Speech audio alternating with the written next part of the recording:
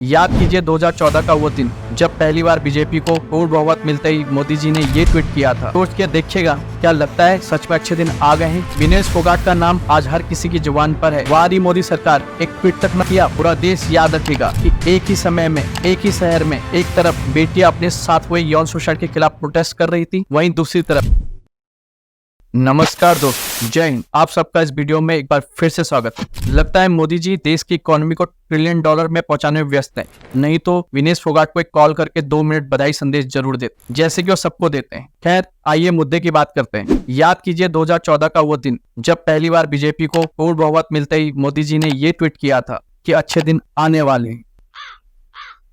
दोस्तों, इतने सालों के बाद सोच के देखिएगा, क्या लगता है सच में अच्छे दिन आ गए हैं। माइक के सामने बोलने से देश नहीं चलता, देश चलता है ग्राउंड लेवल पे काम करने से, जमीनी हकीकत से जुड़ने से। बहरहाल, विनेश फोगाट का नाम आज हर किसी की जुबान पर है। उनके जज्बे को हर कोई सलाम कर रहा है। विदेशों से भी उनके लिए आवाज उठ रही है। लेकिन वारी मोदी सरकार, एक ट्वीट तक न किया उस बेटी के लिए जिसको कुछ साल पहले तक आपने परिवार समेत प्रधानमंत्री कार्यालय में आने का न्योता दिया था और आधे घंटे तक बात करने के लिए बोला था। आपकी वो संवेदना आज कहाँ चली गई। सबको फोन किया, लेकिन जिस शख्स को आपके फोन कॉल की सबसे ज्यादा जरूरत थी, उसको कॉल करते वक्त आपके मोबाइल फोन में नेटवर्क एरर आने लगा। जहाँ बेटियों की पूजा होती है, उसी देश में आपने बेटियों को सड़क पर लाकर छोड़ दिया। पूरा देश याद रखेगा कि एक ही समय में एक ही शहर में एक तरफ बेटियां अपने साथ हुए यौन शोषण के खिलाफ प्रोटेस्ट कर रही थी, वहीं दूसरी तरफ उसी समय नए संसद भवन का निर्माण हो रहा था और सारा मीडिया जगत मोदी जी के संसद भवन को दिखाने में मशरूफ था और मोदी जी का गुणगान करने में व्यस्त था। इतना व्यस्त था कि 24 घंटे में से 5 मिनट भी समय नहीं निकाल सका जिससे कि देश की बेटियों के खिलाफ हो रहे षड्यंत्र के बारे में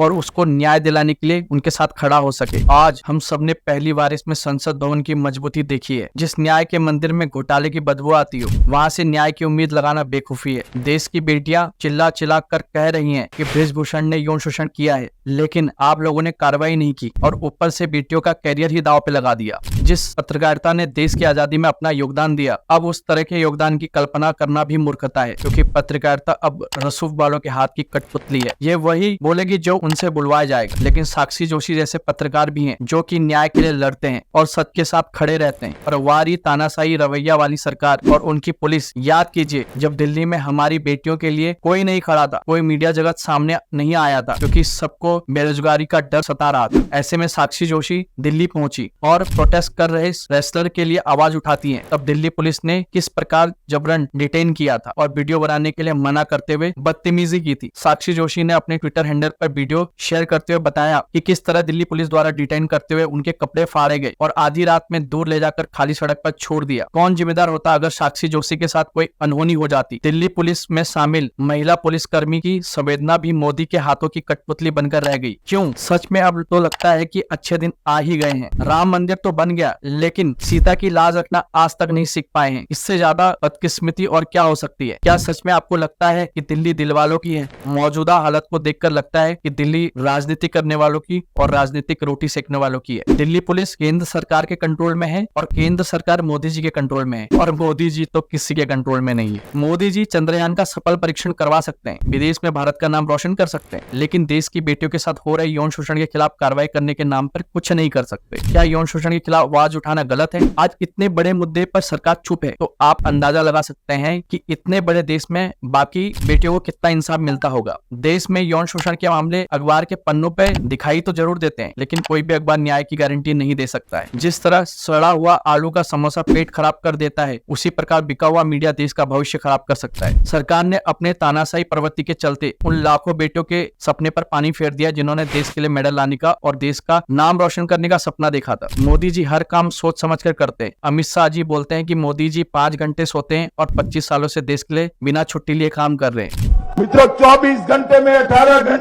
घंटे काम करने वाला प्रधानमंत्री, 25 साल में एक बार भी वेकेशन पर न जाने वाला प्रधानमंत्री।